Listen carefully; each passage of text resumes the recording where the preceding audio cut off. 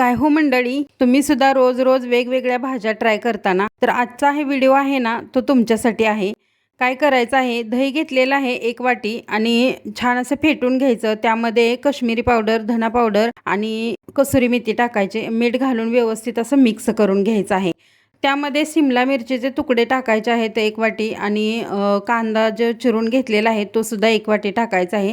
त्यानंतर पनीरचं पीस 1 वाटी टाकून व्यवस्थित असं मिक्स करून घ्यायचं. त्यानंतर एक छोटंसं वाटण बनवायचं आहे. 2 टोमॅटो चिरून घेतलेले आहेत. त्यानंतर अद्रक, लसूण आणि 2 हिरव्या मिरच्या टाकून पेस्ट बनवून घ्यायची आहे. त्यानंतर कढई गरम झालेली आहे. त्यामध्ये 2 चमचे तेल टाकलं आणि जिरं आणि खडा मसाला टाकून घेतलेला आहे, तुम्ही पाहू शकताय. त्यानंतर जे वाटण बनवून घेतलेलं आहे ते टाकून घ्यायचं आणि तेल सुटेपर्यंत छान असं परतवून घ्यायचं आहे.